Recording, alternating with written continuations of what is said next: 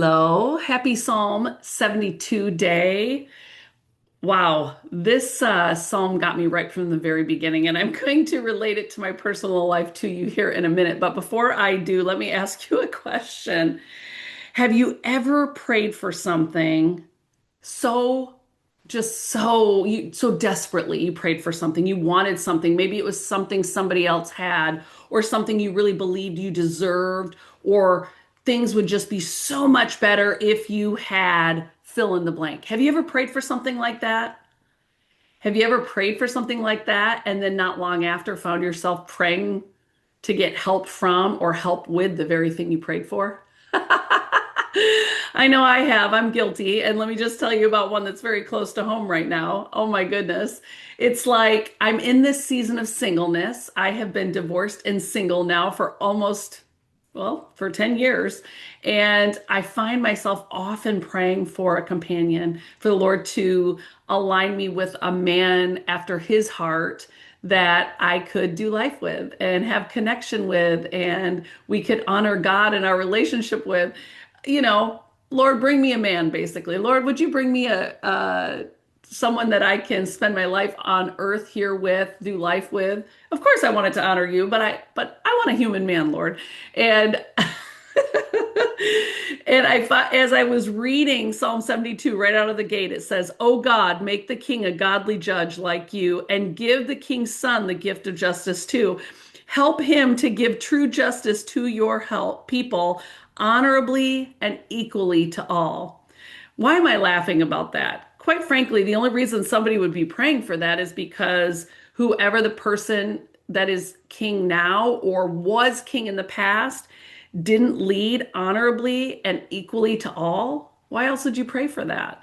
And I find it interesting that the very people who are praying for this are the ones who prayed for a human king when they had God of the universe leading them and guiding them.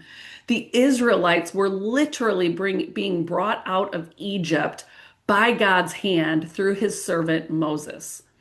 And yet, day after day, day in, day out, they cried for a human king. They looked around and saw what other cultures had, what other countries had, and they said, well, they have a human king, so we need one also. They have it. Why don't we have one? They had the living God, the one true God, as their king, and yet they traded him for a human king. And now, not too long after, they're saying and praying for the man who will be king or who is king and the king that will come after him, because clearly they have experienced already in a short period of time how faulty human leadership can be. And it made me, kind of check myself today as I sit here and pray pretty consistently. Lord, I feel like I've done a lot of work. I feel like I've grown a lot. I feel like I'm ready. If you say I'm ready, I feel ready, Lord. I'm not going to be perfect. I'm not going to be ready always, but what I feel like the Lord reminded me as I read that today is I am in this beautiful season of singleness. So it's okay to pray for and want to meet somebody. It's okay for you to have a want or desire or even feel as if it's a need. But I always think it's great to bring it across the Father and put it through the filter of what Scripture says.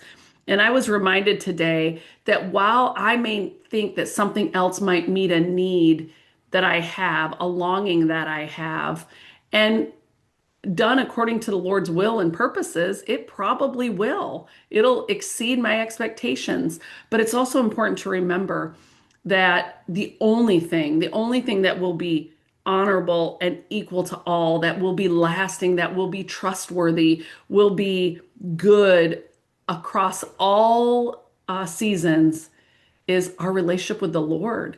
And in this season of singleness, am I maximizing the intimacy and the connection that I get to have with the Lord in this sweet season, because he is my kids are getting older. They're heading off to college. They're busy with their friends, and they just don't need me like they used to, and they're going to continue to need me less and less.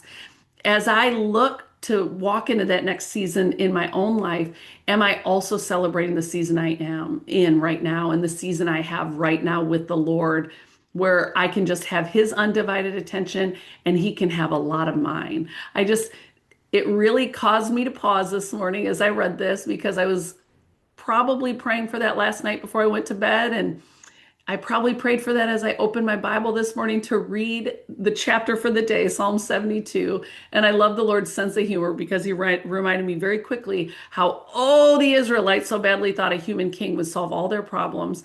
And I'm not saying I think a man will solve all my problems. I'm not even saying, hey, I have a lot of problems. I'm just saying, Lord, I feel ready. I feel ready. And I would love to welcome that relationship into my life, but also what a check, like a little check in my spirit to know what my motives are and to remember who I have and who will only sustain me, who will only never let me down, who will only be with me perfectly in every way that I need him to be. Not a man, sadly, but I'm not going to be perfect for them either, right? I mean, we are this side of heaven, we are fallible. That's just the way that it goes. Anyways, kind of, I think sometimes when people think about reading the Bible, they immediately think, "Oh my gosh, what heaviness, what does the Lord want to correct in me today?" Like it's always just about, no, we have fun in the Bible. We have fun in the Word. God has quite the sense of humor too. And he's so gentle and kind. And the more you get in his word, the more his word gets in you, the more you recognize his character and you get to know his character and understand the love of such a good, good father in such a deeper and more lasting way. Yeah, that's how I'd say it, in a more lasting way.